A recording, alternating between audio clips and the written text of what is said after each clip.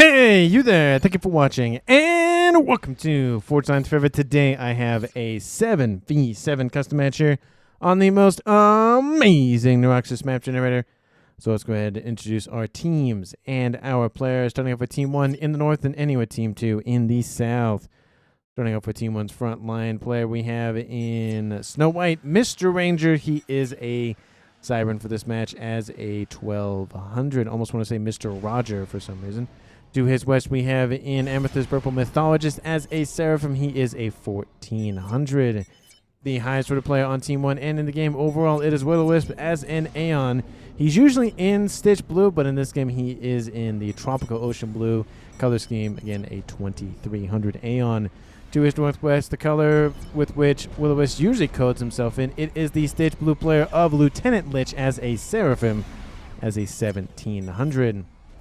To his east, we have in orange color orange, it is Winter. He is an Aeon as a 1700. In glow-in-the-dark green here to the east, we have Sizon as a UEF. He is a 1200, not 1200, 1500, excuse me. And last but not least for Team 1 in the east, the 1600 rated player of Active Backlash. He is a Seraphim for this match against 1600 rating. So for Team 1 side of the map, they have 3 Seraphims, 2 Aeons, 1 UEF, and 1 Cybern. They have at least all of the factions, but a decent dose of the Seraphim and Aeon tech. Starting off with Team 2's frontline, we have in Laddish Red Pink, it is Squealer as a Cybern as a 1200. Next door to him in Light Oak Tan is Elematola. He is also a Cybern as a 1400. Rounding out Team 2's lineup in the front, we have Mui. He is in Regal Purple as a UEF. He is a 2000 rated player, the highest rated player on Team 2. In Emerald Green to his southeast, it is Tabernacle. Looks like he's going to build some naval facilities here to the north. He is a UEF. He is a 1700. In Chevy Crimson to his west is Lou. I don't know how to say the rest of his name correctly, so I'll just leave it at that. He is a 1900 again as an Aeon. The best color in all Supreme Commanderdom. No favoritism there by any means. It is Taffy. He is a Cybern for this match as a 1600. And rounding out Team 2's lineup, we have already crossing the pond over here to the west in Royal Blue. It is Death by Succubus. Very much an interesting way to go. He is a 1600. So for Team 2 side of the map, they are missing the Seraphim faction, not the Cybern one. But they do have 3 Cyberns, 2 Aeons, and 2 UEF. So almost the exact same lineup in some degrees. But again, they are lacking the Seraphim faction, which means no chickens, no Zooey, no YOLOs, nothing of the more quote-unquote alien. Actually, not alien sort, but you know what I mean. Taking a look at the Reclaim situation overall, looking at 10,000 mass for 14 players. That's less than 1,000 mass per player. Yeah, it is worth going after, at least in some instances, but we already see that clumping of the mechs is already being scooped up by our teams. So those numbers are going down very, very quickly. And then obviously there is actually a decent chunk in the middle nestle, 1,200 here. And just, again, slowly just eating away the rest of them. Not like those other games we've seen a couple days ago where I think it was yesterday's where there was 100, I think it was 200,000 mass. So much mass on the field. Just so much mass. We do see gun upgrade started at 5 minutes. Going here for Team 1's Will-O-Wisp.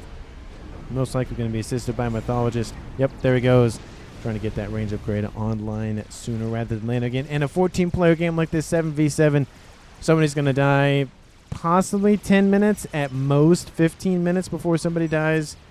Very, very rarely do 14 players make it past 20, and probably super rarely do they make it past 30 minutes. So no hopes, most likely, of getting that 20-plus minute game with no deaths. It's just the way it goes with this many players on the field. Gun started also from Mr. Ranger, and gun in the east for Death by Succubus. I probably will say his full name, even though it isn't not super long, but, you know, I could try to cut it down by either Death or Succubus, but I feel like Death by Succubus is just doing justice to his name, so there we go. In the northeast, Active Backlash going for his gun upgrade.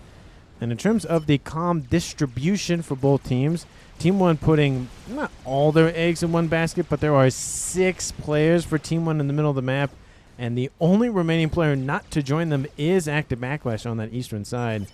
We do see Team 2 kind of spreading the Commonwealth just a little bit more. We do see roughly about 3 players in the middle for Team 2. There is one in the west unimpeded by nobody over there, but it does look like Willow is moving in, so that's going to kind of solve that problem there. We do see Gunstarter for Squealer, and there are 3 comms in the east here for Team 2, that being Mui, Lu, and Tabernacle. With a lot of players rooted to the spot on gun upgrades, it will give a little bit more power to those already done with their upgrades, as well as those that do have a decent amount of army, at least at the T1 stage. You do see, again, just units having some skirmishes in the west, and most of those upgrades in the middle are pretty much done, if not being close to being done. We see Taffy helping to assist Squealer. I wouldn't be surprised if they trade off and he gets his gun and Squealer helps. That's usually how things go, where, you know, I scratch your back, you scratch mine kind of thing. We do see in the east this base coming online here for Team 2's Tabernacle.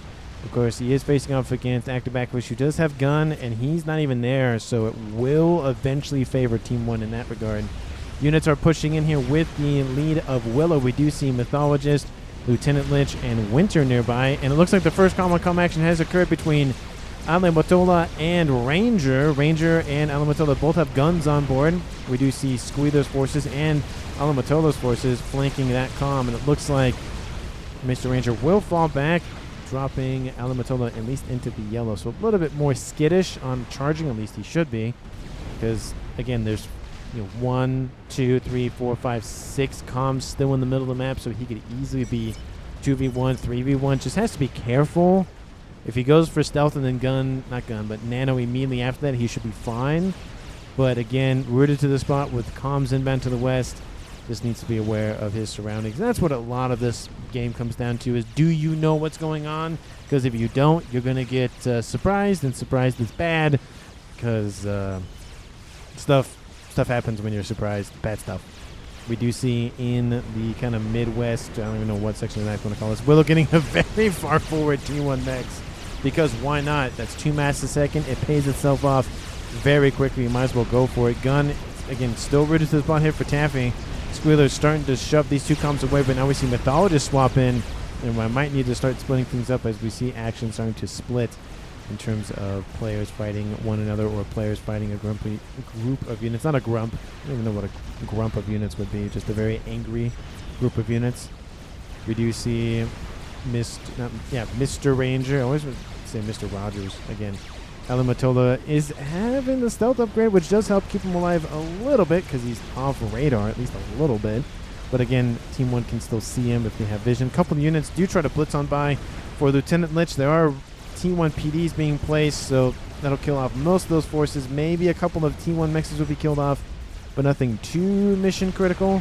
We do see Squealer defending his teammate of Taffy, going for his gun upgrade, and that's actually gun upgrades done. Stealth upgrade started, going for maybe nano after that. We did see that Squealer canceled his, so we might just see just 2 stealth comms, actually 3 stealth comms technically in the middle of the map, and all of the Sirens for Team 2 are in the middle.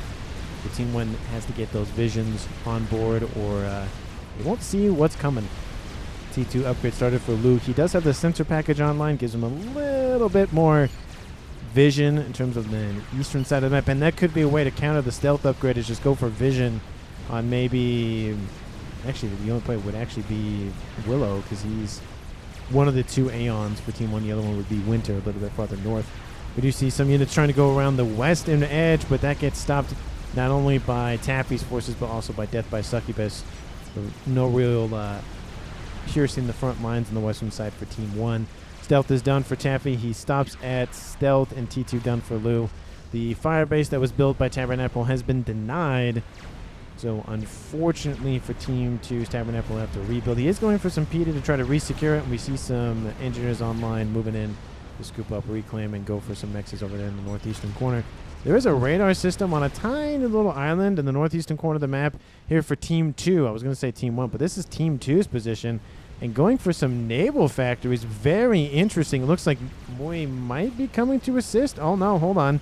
He's not moving in to assist. He's going to move in and drop that engineer. We do see guns started for Lieutenant Lich in the west. We don't see a lot of action in the middle. Team 2 gaining a tiny bit of ground, but it's pretty much 50-50 at this point. Team 2, I guess, just getting a little bit more ground in the east more than anything else. The T2.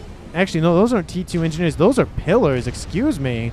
It kind of, again, it's kind of hard to see what's actually on board the transports on a kind of up, top-down view like this.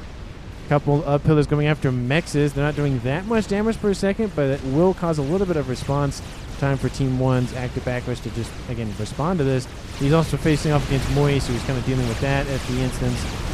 We do see Ilshi's in the mix for active backrush. Moy's dropping pretty quickly, but so is active backrush. We could see a murder-suicide situation happen, but now most of the Ilshis are being outnumbered and outgunned quite literally, and active backrush is going to fall back. Overcharge will almost wipe out that Ilshi, and Moy does get underneath some parashield action. Pillars have wiped out one of those mexes, and it looks like the distraction is working. The pillars are staying alive. The engineer is not building any PD, and we do see that they possibly have been spotted by Team 1 now. So it looks like they are doing just that. They're trying to reclaim. But it looks like they're trying to reclaim. They're just not working for some reason. Oh, because of the regen. The pillars have regen, so it's actually regenning the damage being done by the engineers. We do see Taffy over here assisting death by succubus. Lieutenant Lynch dropping into the low yellows. If not, he was in the red for probably briefly. He will be forced into the water. We have reached almost 14 minutes. Nobody has died yet. But again, I don't expect somebody to make it past 20. That is kind of a, just, not 99%, but high likelihood. Gunship comes in and kills off those pillars, but 2 of the mexes are dead, so that's something for Team 2. In the east, Moy dropping into the red, but he was hit at by some gunship threats from, I think that was Sizoan who deployed those. Yep, that's the Sizoan gunship. Team 2's Taffy charging against Lieutenant Lynch. Lieutenant Lynch probably wants to either get in the water or get on a transport. Probably he does have some ASFs nearby from his teammate of Winter, so it should be fine if he gets on the transport. Does have to be worried, though. Transport can be shot by ground units when it's in that kind of pickup mode. So something to be aware of. There's just a lot of incoming damage. Lieutenant Lynch drops into the red. Again, in the east, we see a missile outbound from Team 2. Whose missile is that? No, it's definitely a missile. It's an Aeon one. Where did that come from? Is there the TML that I just don't know about? I mean, he's Aeon. Maybe he built... Oh, no, it's right here. It's just in front of my face. Look at that. Missile is outbound. Going to kill off 1 mex for, it looks like, Mr. Ranger. And Lieutenant Lynch drops into the low reds, and there he goes. I caught it at the last moment. It was just a matter of time before Team 2 ran over this position. Lieutenant Lynch immediately transfers units over. Usually it takes a little bit longer for the death to occur, and then the units transfer over. But it looks like those units were essentially transferred over as Lieutenant Lynch died, or at least he was in the process of not being able to transfer over. Oh, unless they've sped that process up. I don't know. It just seems like it was a little bit faster than it normally is. Now Willow will have 2 bases under his control. And I will shout out Willow. He's made a channel on YouTube. He's made a couple of videos, very funny videos. I really liked his Billy Nuke video. I forget how long ago it was, but definitely check it out. Very fun videos. Again, they're not super long. I think one of them was like 15 minutes, and maybe one was like 20 minutes. I can't remember the timing, but definitely give him a look-see on YouTube. We do see Restores over top of Taffy's comm. Taffy going to get underneath some parashield assistance. We'll save him a little bit. That might be enough to keep his comm alive. Maybe, maybe not. We do see that Death by Succubus is getting a naval factory, probably for some NGs. Very unlikely he'll get up to T2 tech. Another gunship joins, but I don't think Taffy is in danger. We'll see, though. In the middle, it is Mythologist versus Squealer. It's Nano and Gun versus Nano and Gun. So there is kind of an even fight there. 13,000 hit points versus almost 15,000. The difference being, of course, Mythologist is on 70 hit points a second, and Squealer is on 84. But will favor Team 2 in terms of the region. But there's a lot more units there for Team 1's Mythologist, and that will drop Squealer's hit points into the yellow. At least help him do that. A couple of Ilshis inbound. But this will give some veterancy for Squealer. So, actually, there he goes. He gets T2 veterancy, and now Mythologist being a little bit swarmed by a couple of Rhinos. He overcharges those units. That will give him pretty close to 1 star, at least halfway there. Gets another one dead. So about 2 or 3 more should be enough to get him to 1 star, and then at that point he should be fine to retreat with really no issues. And now he's at 934. Doesn't look like that other rhino will engage. Probably a smart idea there. It looks like it's just going to be a little bit of a staring contest. Comms are fleeing into the water in the east for Lu and Mui. Mui dropped into the red a long time ago, and he's back up at least into the mid-yellows. It's going to take him a while to regen. It looks like even Tabernacle is going to join them in the dip of the water. Again, there's a UEF, an Aeon, and a UEF, so there's 2 of them over there. Potential for Billy Nukes, but maybe they won't build it this game. If Ferv was in the game, he would be doing Billy Nuke, but again, Ferv's not in the game, so we can't 100% count on that. And look at this map control that Team 2 has in the game. They've almost secured the entire eastern side of the map. I mean, they kind of have, to be fair, but this section I'll just kind of lump in there. Western side has been pretty much conquered, obviously, besides the main land masses of Team 1, or main bases, I should say. And Team 2, not doing too well. Well, not doing too well. Not doing too bad in terms of the eco situation. Team 2 at almost 1,000 mass per second. Team 1 at almost 800. So about 100. About 200 or so mass for Team 2. It is recoverable for Team 1, but it's definitely concerning. They have to be very conservative with their units, their mass. Team 2 can kind of throw a little bit more mass to the pyre, but again, there could be a thing where you feed too much mass to your opponent, they flip it on its head, and then you die because you fed them too much mass, so definitely something to be aware of, and that lead actually jumps to 250 essentially with Team 2 climbing 100 plus mass pretty quickly. I'm going to assume T3 mixes were being upgraded at the same time and then finished roughly at the same time. Region Aura started for active backpush in the northeast. Doesn't have nano. Probably should invest in nano first and then advance region.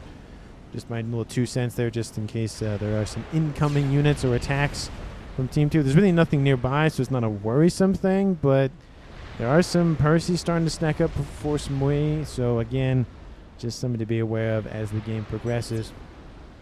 We do see missile launchers and some deceivers blocking the radar signature for Team 1. Will-O-Wisp with 2 bases online builds an experimental.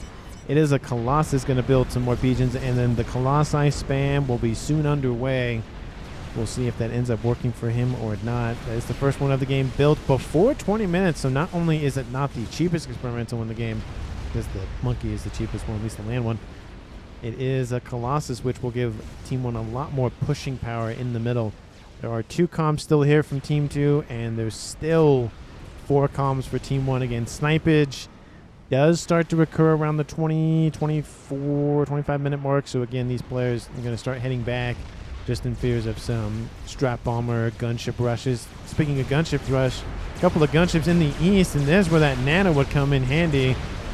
Ooh, gunship's not fully locked on target. ASF's inbound from Team 1 to try to cover for active backways. Don't do that much damage. They don't get the kill. They fall back. And it looks like the land army might finish the job. There are some gunships that killed a couple of mexes on the eastern side for Team 2. Team 2 now at 4.1 versus 1.1 for Team 1. The lead is kind of slowly starting to extend. It's not super quick, but it is pretty consistent. And that consistency is definitely something to be worried about. Missile is outbound. It's going to hit the shielding. Oh, it might go right over it. Oh, just barely goes over it and hits the mechs in between these 2 facilities. So, again, that's another T2 mechs killed off for Mr. Ranger. He's just getting hit. He's at 20 mass per second. He's just been bombarded by those missiles for a while now. Really needs to get some TMD online. We do see that Colossus leading the charge in the middle of the map. Everybody has fleed. They have flown the coop. They said, nope, see ya, bye, and went home. And decided to just not engage. We do see, again, stack of units here, stack of units here, and stack of units here. We could see a nice little conglomeration against this first experimental of the game. It looks like Willow has some sights on the western half of the map. Lots of mexes could easily be taken out. Death by Succubus is secreted away in his little underground, or I should say underwater little comm sitting in the water there. So no worries of it being lasered to death by the Colossus, but could be stomped on. But again, I highly doubt that'll happen at this point in the game. DC made a common hit by Winter, so Team 2 has their own, and it's moving in to intercept the one for Team 1. Again, Willow's going to try to keep that as far away as possible. There's more units through the breach for Mythologist, so following with this up with a nice little Again, piercing attack with the hole created by Willow does create a lot of space for Team 1 to operate. At a minimum, they're probably going to want to kick out Team 2 on this western half and maybe try to isolate the entire western side of the map, like what Team 2 has done essentially. Maybe the Colossus is inbound. It's going north instead of west, which those are 9 massive second mexes that are going down, and that's really going to start eating into Death by Succubus's eco. Pretty much everybody on Team 2, obviously in the triple digits at the minimum, but almost everybody at 200 plus mass. But Team 1 is starting to catch up in that department, with Willow, of course, leading at 500 mass income, a little under half of what his entire team is producing, so really a big player in the eco for Team 1. But we do see some gunships stacking up here, waiting for the call to engage. Group up air says Winter, that's on Team 1. ASF's waiting to engage. Gunships inbound from Team 1's Winter. ASF's moving into cover the Colossus, and there is some AA nearby that Colossus, so it does make the gunships just not as viable.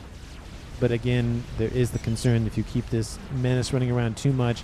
That's 3 mexes dead. That's 3 more mexes dead. That's 3 more mexes dead. That's 9 mexes, 11 mexes, 12, 13, 14 mexes dead. That's a lot of eco Team 2 is losing. They definitely need to solve that sooner rather than later. ASFs might make a play for it, but the ASFs are standing by pretty close. They could easily intercept, but we'll see what they end up doing. We do see some restorers to the north, again, trying to clean out the area up here. There is some flak underneath, some shield coverage, and there is Team 1 AA spam trying to just deal with those gunships. Attacks down the middle from Team 2, but a second Colossus has been completed, and that attack is dashed to pieces, or the hope at least is dashed to pieces by that second Colossi. In the east, looks like not all the ASS for Team 2's main air player Alu are stacking up together. They're kind of being more mobile and splitting up. It does help with responsiveness, especially with Team 1 having 2 air players.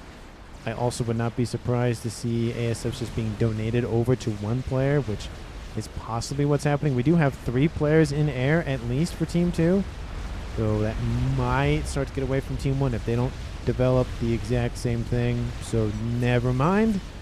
It's going to be a 3v3 air player game with varying degrees of who's involved in air, so that is going to be an interesting development, at least for both teams. We do see that Colossus is being shoot away in the middle. Colossus in the middle here for Team 2 kind of can't make a decision whether it wants to go east and west now.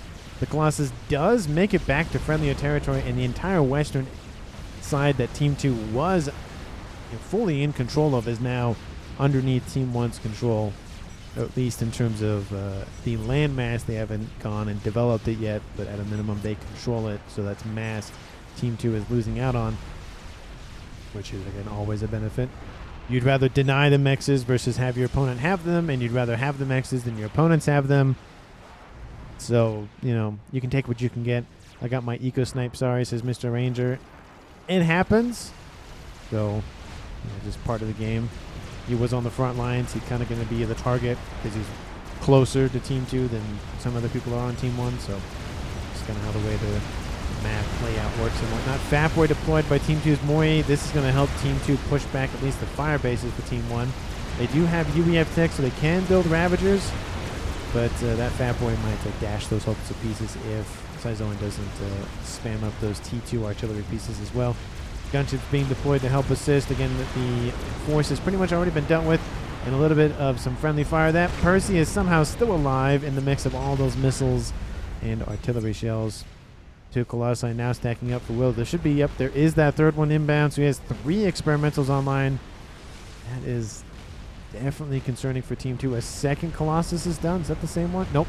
That is not. There's another one. That one's having some twitchy arms, doing some of those crunches or those I forget what the tool, what it's called, but there's like a little cruncher you can do with your hands with grip strength. I forget what it's called, but it's essentially just a glorified upside down V, and you just squish it. You can't remember what it's called. I have one somewhere in the house. I just cannot for the life remember what it's called. Anyway, a little bit of lull in activity for the game. Team 1 at 6 players left, only losing Lieutenant Lich. Team 2 at 7 players left. Definitely more of a rare sight. We usually expect at least 3 to 4 players dead at this point. So it's good to see a lot more players are surviving this match, but that does lead to less income for everybody that remains, which means the ramping up of certain things takes a little bit longer. Obviously, Willow's at almost 550, so that does kind of accelerate his growth, especially in the experimental department. Map control, I'd say it's back up to roughly 50-50, maybe just slightly still in favor of Team 2, but again, slightly. And a lot of Team 2's mexes on that front line have been ripped apart, so there's going to be a little bit more build-up time. They are still in the lead for mass income, though, 2.1 versus 1.7, 1.6. So let's say about 350, 400 mass in favor of Team 2. Definitely a lead to be concerned about, but nothing insurmountable, at least at this point. We're seeing an attack inbound to the north, and the Nuke is outbound. Again, let me know down in the comments who you think is going to currently win this game. Of course, if you haven't done so already, please like the video and subscribe to the channel. And as always, thank you so much for watching. I really do appreciate it.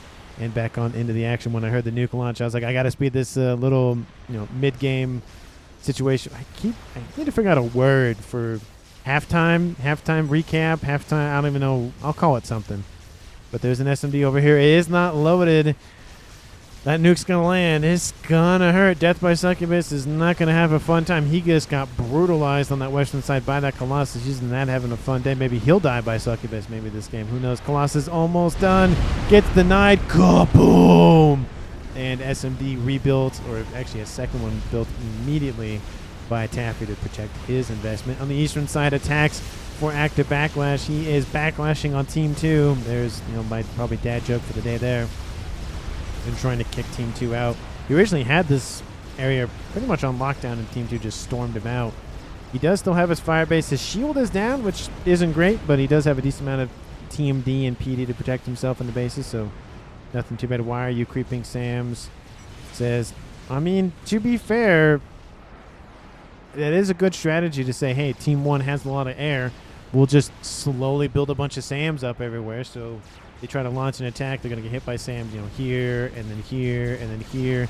And all that air power just kind of gets knocked out. Nuke spotted by Team 1's. Lieutenant Lynch is the only dead player in the game. Still helping up from beyond the grain. Love to see those moves. And just see that, they're still trying to help as much as possible. Load your SMDs, says Willow. Not Willow, but Lieutenant Lynch. Willow still just spamming up those Colossi. Haven't launched an attack yet. He has 4 of them stacked up, working on his 5th. I haven't seen any Colossi versus Colossi engagements. Team 2 has 3 of them over to the west. The dude have that Fat Boy, which possibly died. I don't know where it went. If it did die, it got scooped up. There's 2 crabs being built as well, and there's a Monkey Lord running around for who is. Oh, the Fat Boy's over here. Never mind, it's not dead. Team 1 probably wishes it was dead. And is there anything else big ticket out of me? Decent air grid in the north, actually flanked by a couple of mass fabs for helping with the mass consumption. Nuke is being heavily loaded. Love all the P-gens. Would love at least one more shield, at least maybe on this side to kind of dual layer it and cover that other P-gen. But it's about to fire. It's going to go for this space. That's a lot of mass. Ooh, that's a lot of mass traps and an artillery being built. Definitely don't want that dying. SMD is not going to load in time. Here comes the nuke. This is not a full 20 by 20, so it's going to be a little bit short of a time travel to get to the other side of the map. It's not, in this corner. It's going all the way over here kind of thing. It's not going to be close. The SMD, unless it just gets super loaded very quickly, it's going to die. That's going to really hurt Taffy's eco. Team 2 will still be in the lead, but that lead will drop at least 100 mass per second, if not maybe close. No, it's probably close to 200. That's probably all of his mexes. That is all of his mexes. I think that's going to hurt. Just seeing if there's anything spicier. Nope, no air fight as of yet. Here comes that nuke. The artillery is in the yellow. It actually might be out of range, but it's still going to hurt Taffy. Kaboom! There goes all the mexes. The 2 P-gens survived just barely. That would have killed off the artillery piece. And now Taffy down to 1 mass per second. Ooh, just absolutely knocked out of the game. If he wasn't dead, he's pretty much considered dead, with him being essentially knocked out of the game for a long while. That's gotta hurt. I should have looked at how much mass the first nuke killed, but 128,000 for 2 nukes, 60+ thousand per nuke. very, very good average. Very, very good average. We do see ASF stacking up for obviously Winter and for Syzolan. We see 253 and Syzolan sitting at... Nope, that... What? Oh, weird. I was typing S, that's why. 96 for Syzolan. Team 2. Oh, the air fight commences immediately as I'm going to look at the numbers. It looks like Team 1 has the advantage in the numbers, at least at a minimum. It is Aeon versus Aeon, so no faction advantages in the air at least. And Team 1 wipes the floor with Lose Air.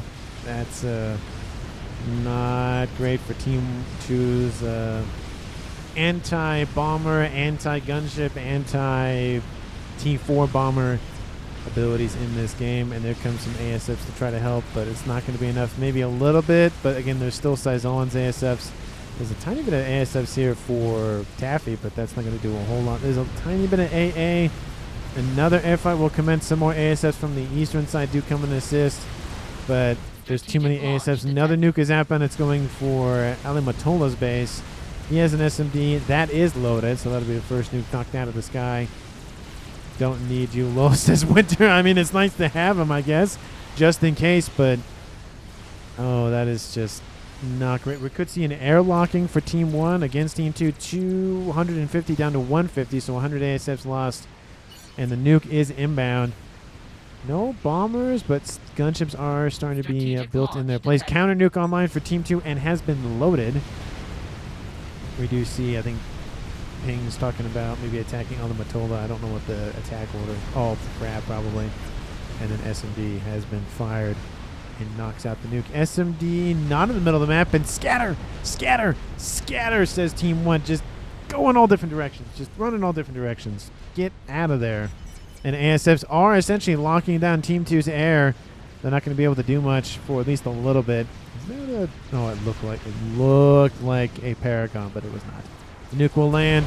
Kaboom! It will open a hole, but all the units fled. Nice prediction by Willow, said. He was like, yeah, probably I just split it, because that was going to be a lot of damage to most, if not all, the experimentals and all the T3 support. It does prompt the land invasion, though. Mui has been prepping for it. Three fatties, one monkey, and one dead Cybern facility there. Team 1 has been prepping a little bit with a couple of sniper bots and some T2 artillery, but it's not enough. That fat boy pressure is enough to just crack those T2 artillery emplacements. It's just not enough. Eastern side, chicken running around, but nothing really over here worth it, except for actually a couple of the T3 mexes. That's worth it for taking out at least 27 times 4, which is 25 times 4, plus 2 times 4, which is 108 mass per second. That's definitely going to hurt Tabernacle's eco, at least a chunk of it, especially because he's building a satellite as we speak. We see counter Fat Boy online for Willow. Now the Fat Boy is in range, at least one of them's in range for Moy. He needs to get at least this one here and the other one there, get all that damage onto Team 1 side of the map. Don't see any major engagements elsewhere besides just this group of units just kind of just hanging out. There's 2 Colossi here versus what? 1, 2, 3, 4, 5, 6 for Willow. It's a 3-to-1 advantage. Not great. We do see tactical missiles canceled, tactical missile started, T3 canceled, so looks like Mui, actually he's going to go for teleporter now. He's really having a change of heart multiple times about really what he wants to upgrade. A couple of restores sitting into the west, don't know what they're doing there, but they're there. And those Colossi not moving in just yet. Fat Boy providing a little bit of shield coverage to them. But again, a 3-to-1 advantage for Colossi, plus the Fat Boy shooting on the Colossus from Team 2. Probably not a good idea. Second Fat Boy online for Syzolan now. There's 2 of them in the middle for Team 1. The chickens are running around the map. It looks like it... Yeah, it went around the little embankment there to the east. Back off, says Mui. I mean, they could push it. It's 3v2 Fat Boy, but they're worried about the Colossus, and they want to keep those at bay as much as possible, which I don't blame them. 35 minutes on the clock, and still nobody has died yet after the death of Lieutenant Lynch. Very, very different game happening here. Usually I just expect, you know, again, maybe 6 or 7 players at this point dead out of 14 at least. But only 1 player dead. There's still 13 players left, my lucky number. We'll hopefully see that last to the end of the game. Probably not, but we'll see. Tactical missile has been started and loading pretty quickly on board Moise.com. He went for teleport. Oh, don't you. Oh, he's going to do it. Oh, he's going to do telebilly. Ooh, it's going to be fun, ladies and gentlemen. Love to see telebillies. Now, he has to hit stuff that isn't shielded. If it is shielded, it's not going to be worth it. So he's going to have to go for something a little bit more vulnerable. Shields on this. That's not going to be enough. This is being shielded up quite nicely. This is definitely a vulnerable target with a couple of mass fabs mixed in there. Again, not as... there's a couple of... I would say it's maybe not as volatile. There's some spaces, which I love to see. But maybe there'll be maybe some cascading. You could probably teleport down here, launch a shot, and then maybe teleport into the water in the northeastern corner would probably be the best idea. Don't know where he'll teleport first, but we'll see. Transport inbound for Saison to grab these mexes on the eastern side, trying to hoover up as much mass as he can from the map. In terms of the reclaim, Team 2 in the lead. Almost 100,000 more mass for Team 2. They've done a very good job of scooping it up, and almost 100,000 on the map in general. A lot of it pretty much where you would expect it over here, but there's a decent amount, of course, with the mexes being killed off and the whatnot. But nothing really big happening. There is that chicken running around. Looks like it's... No, those are 2 more chickens online for Team 1. They have 3 chickens on the east with 7 colossi. Oh, please build number... Oh, he did build number 7. If anybody's watched Shangri-La Frontier, there's 7 colossi in that game. Or in the show, I should say. And granted, no spoilers, so I won't say anything. But people who've watched the show that know that's kind of the main focus of the second season, at least. Which I do kind of like that. It was, you know, the first season was really good. It kind of set the stage, and with a lot of good action towards the latter half of it. And the second season has been pretty good with that as well. Kind of started off with a lot of action as well. Do see artillery shots in from Team 1. Artillery being built by Lou. Again, he lost his air. He's trying to rebuild it, but Team 1 still has more air control at least, if not probably close to maybe, I wouldn't say double, but pretty close to double, I'd say. Gunships over here, but this little beach base, little fun time in the sun, not really working out. ASFs do have a fight. Team 1 will still have the advantage here in that regard, and Tabernacle will lose his air, at least what the remaining ASFs he has. There's not that much AA. Taffy does have some whalers who has some AA on board. And another Nuke is Zappa that's from Team 2's Lou. Don't know where it's going. It's going to go here again, so it looks like the Colossi move. There are 8 of them on screen. That's just so much buildup. The problem is that Team 2 is countering that with their own and other units as well, getting a couple of crabs mixed in for that extra range on board. It does matter, especially if you can keep at least 1 or 2 Colossi at bay and make those numbers a little bit more even. And that Nuke is not going to just... It's not going to do anything. It's going to do a little bit of damage to maybe some mexes or some T3 units and some engineers, but the main target, Kaboom, that they were going after completely just walked away. Enough time to get anywhere. There's an SMD up there, and there's an SMD over there, so really Team 2 cannot pierce the veil of the SMDs by any means unless they knock out one of them, if not probably more than that. Another artillery is being built by Willow. He has the Nuke in the northwest. Bomber Overtop going to get a nice placement over all of those Harbingers. Ooh, there goes all those blue dots. There they go. That's so many dead units. Probably got at least 2 veterancy with that bomb. Really? Didn't even get 1. Oh, I thought Harbinger's worth a little bit more mass. I guess not. 1 lonely little crab launching an assault. Probably should pull that back. Team 1 has built some more artillery in the meantime, as well as looks like Willow's going to build some more artillery as well. 1, 2, 3, 4, 5, 6 Colossi stacking up. Where did those other 2 go? Oh, they're just sitting over there. Maybe it's just reserve units. SACU over here to the west. There's a Rambo preset. 40,000 hit points on board with the shield. Bomber over top is not going to like that thing's running around, but it has taken significant damage, so it might get 1 more pass. Maybe. Just depends how much AA is in the mix. I feel like it's probably not going to work out over there in the western side. There is a lot of T3 AA in the mix over here for death by succubus. I guess there's not too much. It does take out that lonely T3 mix over there. So there's no soup for you. Colossi standing tall for Team 2. Team 1 just not engaging. They're just building up a bunch of stuff. And all it's going to take is one super nuke, a couple of regular nukes, and all of those armies for either team is just wiped out. Here comes more bombs. Going to take out some more AA. Colossus also running around here for death by succubus, just patrolling the area. It looks like more T3 pigeons are being built for somebody over there. Taffy is cybering, so I'm surprised. Oh, it's probably just reclaim. I was going to say, definitely he's not building those Aeon ones.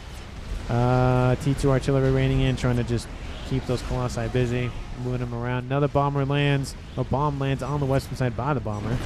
Killing off another T3 mix, and he's got to be, you know, one by one-ing it, because if he gets anywhere near this clump of AA, he'll be dead. So you might as well just go slow and steady, wins the race kind of thing. And again, that's 27 mass a second per mix, and that does make a difference after a while. 2.8 for Team 2, 2.1 for Team 1. Again, both teams having a lot of eco in their coffers.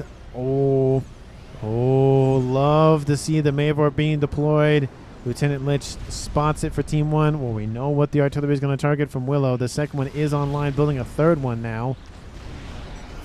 That's starting to be a little bit dangerous. Another bomb lands. And again, it's going to be another dead T3 mix. This thing's up to 1-star veterancy. It's pretty much gotten almost more veterancy from just killing off T3 mixes as it has all those clump of units over here in the middle. Static care, says Saizawan. Just letting Team 1 know, hey, there's a satellite. Duke almost done here for Team 1. And yep, look what it's targeting. Not great for the... oh, actually, it's targeting the Novax. Maybe it's just kind of the AoE. Or the spread, I should say, on that artillery piece. Nuke is outbound from Team 1. Crab dies. Looks like it was Control K. That's actually a very smart play. They can take the reclaim and fund that into a new crab, better than just launching it at some sort of, you know, very weakened state, just having it crash immediately. But the Colossi walked the earth.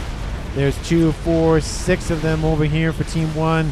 2, 4, 6 of them for Team 2, plus a whole ton of the everything else. Maybe I can get a view of all the land experimentals in the game. There's Fat Boys, Colossi. There's a chicken over there in the corner. There's a bomber overhead. There's crabs and monkeys on Team 2's side of the map.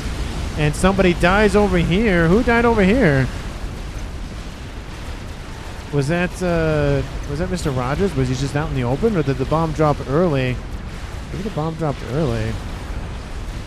I don't know. No one's death matches appeared, so it must have just been the bomb. Weird. Anyway, because it was dropping this way, which I thought was weird. But it looks like the defenses will be enough to stave off Team 2's attack. Look at this. There's still 5 of the 6 remaining Colossi. There's only 2 remaining for Team 2. Billy Nuke, I would assume, or SSU dies somewhere. Don't know what it was. Can't see what it was. And that another dropping of a bomb for Team 1. Winter's being very, very... Oh, the bomb doesn't drop. Oh, no. That's not great. There's a lot of AA in the mix. Oh, that's not great. Another Colossus dead for Team 1 and another one dead for Team 2. There's another Colossus and another one inbound for Team 2 as well. That might make up the difference maybe, but there's still a ton of T2 artillery and a couple of Fat Boys and another Colossus inbound for Team 1. I'm just going to turn off the... There we go. Get a full view of the action here. Just dead everything. And there goes another Colossus here. There goes almost another Colossus here. And just tons and tons of stuff. Billy Nuke outbound, I would assume. Is it in here? Strategic launch detected. It's outbound from Mori. He's the only Billy Nuke in the game, I believe. And it's not really going to hit the Colossi probably that he wants. This Colossus is going to go down. There's still 3 online for Team 1. There's only 1 remaining for Team 2, and it's about to die.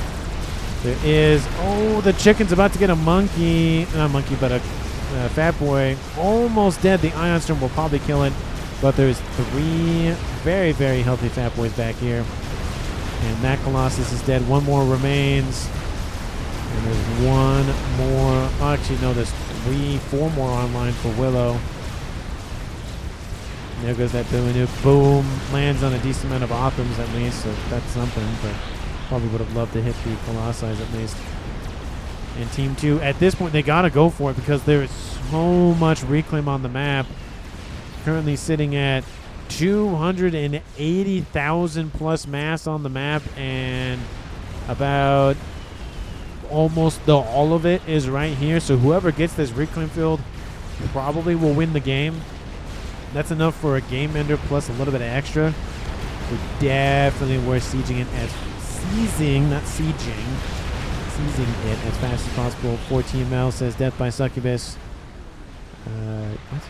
I mean TMD, not TML. Maybe tell it here. The death. Ooh, I mean taking out some aircraft would be nice, but I don't know if that'll be worth it. Those 4 Colossi are going to be enough to at least stop the initial land push by Team 2. With the Fat Boys at least. The crab should be enough to punch in. Looks like that Fat Boy died, but this one is still alive. There's another chicken inbound from the east from Backlash. How's that Maybor going? The Maybor has been denied. The artillery's gone. Never mind that. How's the satellite's fine. So 1 out of 3 is not great for percentage-wise, but yeah, it's not that bad.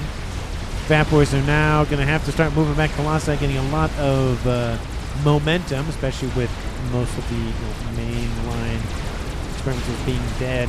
I mean, the crabs are mainline as well, but they're designed to be used at a little bit more range. But now the Fat Boys underneath, not satellite, but Colossi, lasers. The chicken will die. Great for Team 2, but not great for the Fat Boy lives. Another crab inbound from Squealer, probably the not the repairs, but the cobbled together parts from the old one, and then the new one freshly minted off the assembly line. Now the Fat Boy is dead. I would assume that Willow really wants to take out that 3rd and 4th one. Oh, no, it doesn't die, but a bomber inbound's not going to help things. Another nuke inbound going to land on top of the megalith, and that nuke is actually inbound from Team 2. Oh, and just nuke the reclaim. At that point, if you know you're not going to grab it, I know it might be very hard to see or watch, but you know there's so much reclaim that could be killed out by that nuke. At this point, it would be worth it. That's so much mass for anybody to scoop up, and it's just only adding to the horde hand. It's probably over 350. Yep, over 350. 367 total on the map, and essentially all of it is on Team 1 side of the map. They are going to scramble for it immediately. We already see engineers being deployed by mythologists to scoop stuff up. Looks like they're spamming up some shield minutes to defend the Fat Boys. Unfortunately for Team 1, they pretty much ran out of direct line experimentals. They have a couple of Fat Boys, but Team 2 has Fat Boys. This one's almost dead. Its shield is not regen enough. Oh, it gets a rank in veterancy. It looked like... Oh, is it going to be enough? Bomber, actually, the bomber will make it enough. And there goes the... Oh, nope, doesn't even get a chance to do that. And this Fat Boy is almost dead. And has 3,000 hit points remaining. They have too many arties already, says Mori. I mean, Willow does have 2.5. He's building more chickens and other experimentals to help stave off this attack. The problem is if these experimentals get to those artillery pieces, that might be game. Granted, there's one up here, so Team 1 does have 3. Satellite, actually, another one started here for Saison. Looks like we see active backlash helping. I love this. Both teams cobbling, both players cobbling together the eco to finish the structure faster. Love it. Love it. And Bomber is not doing super great. Nuke outbound from Team 1. It actually will not hit the units because Team 2 is probably just going to full send it, which I don't blame them. Because currently Team 1 has nothing on the cards. Mythologist fleeing. Don't blame them. 1, 2 experimentals on 9 for Willow. It is two Colossi versus a Colossus. And a chicken. Another chicken over here in the east for active backlash, providing a nice little distraction. That bomber is still alive. 61,000 mass killed off 156 units. Granted, some of those are Team 1s, so they're a little inflated, but nothing too much.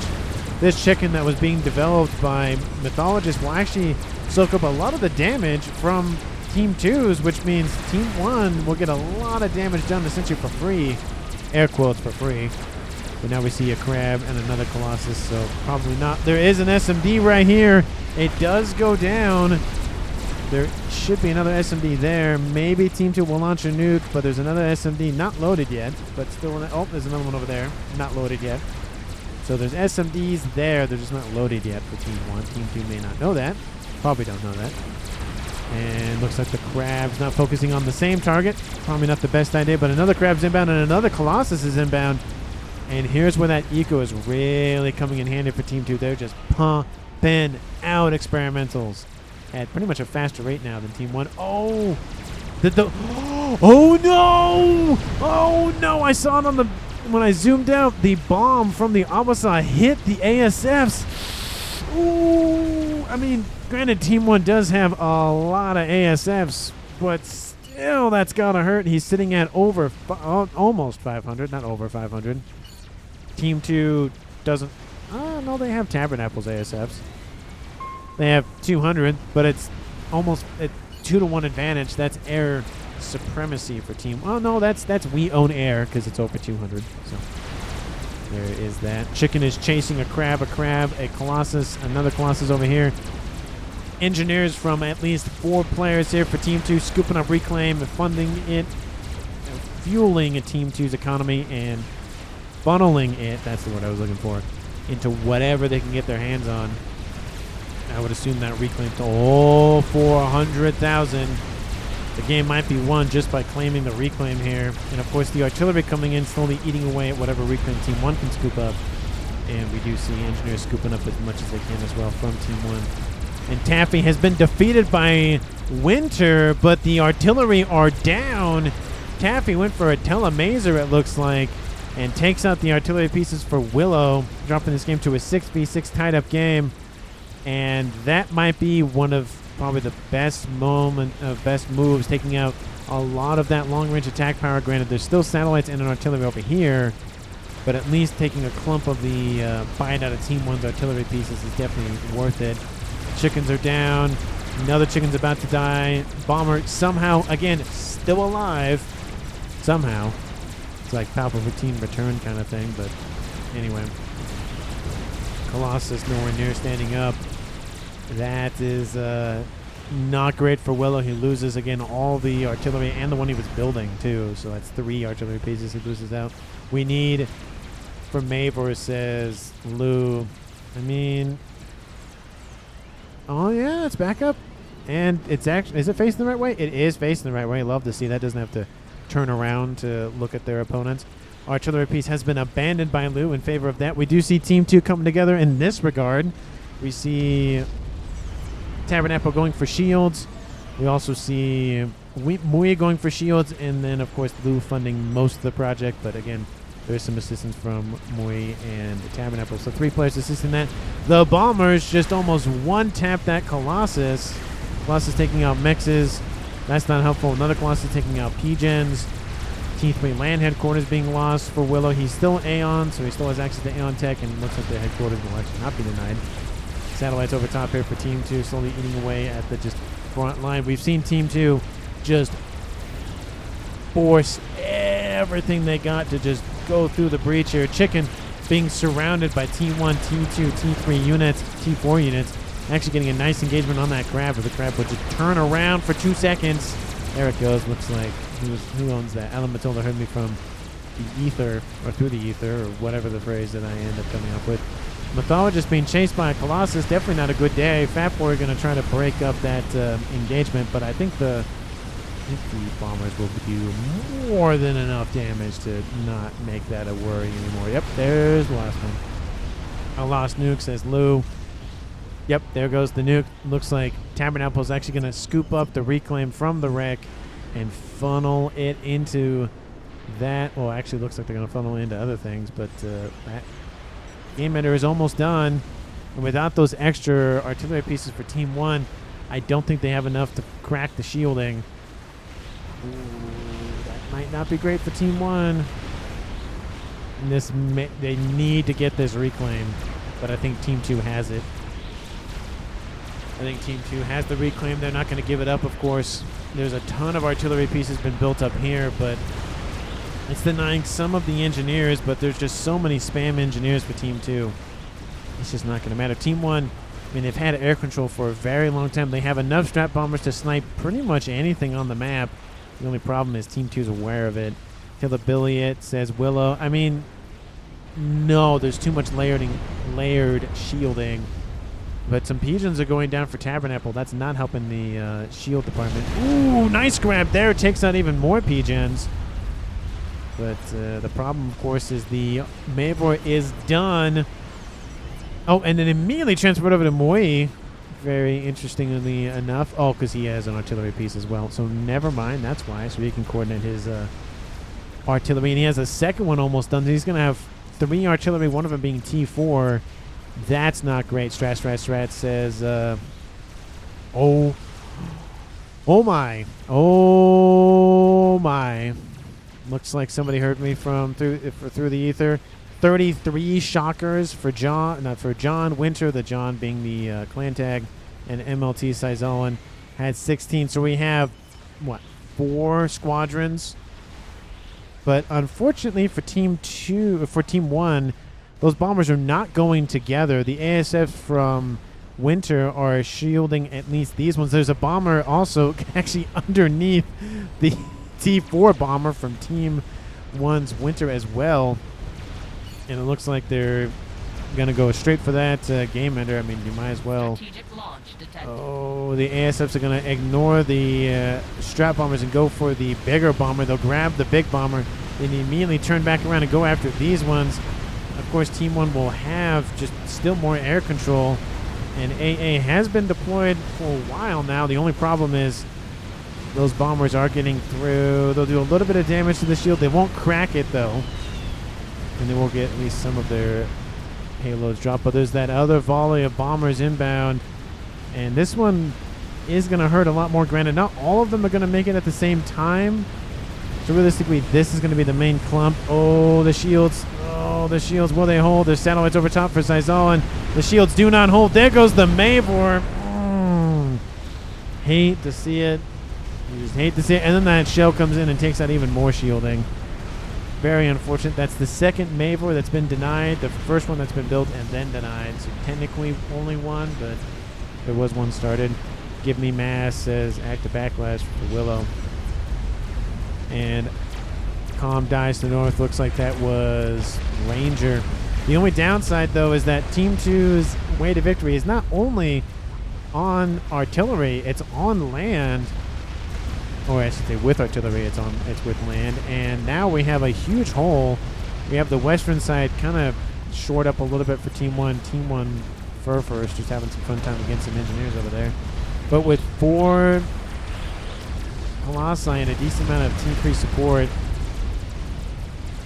it's not looking good. It looks like all the bombers, they went for the longer range target. They took it out. Problem is there's nothing back home.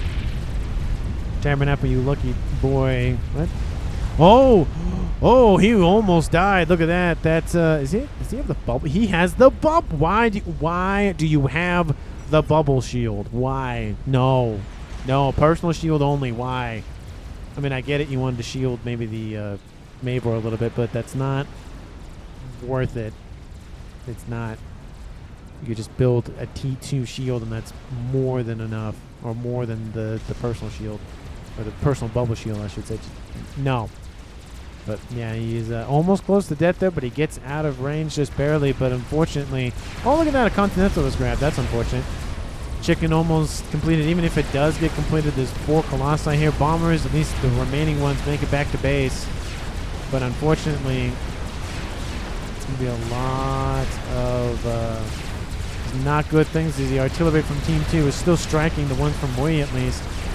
And yeah, not great. Looks like a little bit of that shielding was cracked. Don't know if by the Mabel or not, but active backlash coming into the breach to probably distract a little bit of shots for those Colossi. Essentially easily gets not one tap, but almost one tap. Active backlash not dead somehow. Still not dead. Colossi have not turned around to kill him. And that Colossus is dead. And there's still 2 remaining. And that one turns around and looks at him. Okay, he's dead. And that air grid to the north is just cut in pieces. And Team 1 loses another player. It's now 6v5, 6v4, and then everybody else just dips out. Yeah, there was really...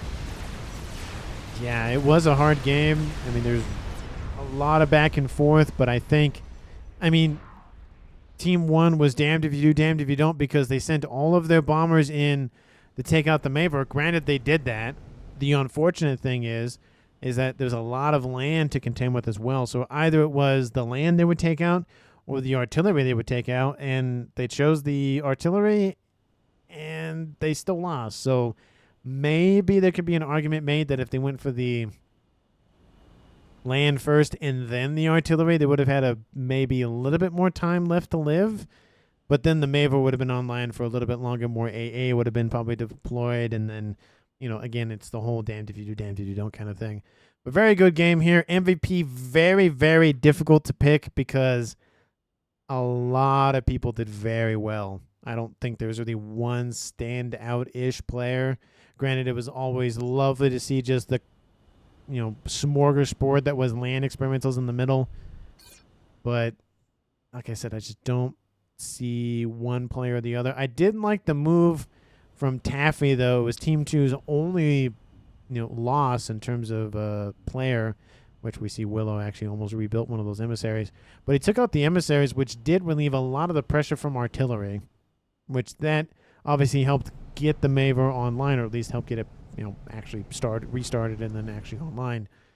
So there could be an argument that maybe Taffy had the most influential point in the game and just taking those out. I really don't know. So let me know down in the comments who you would pick for MVP. Thank you, thank you, thank you, thank you. Thank you so much for watching to the very end of the video. And I will see all of you in the next one.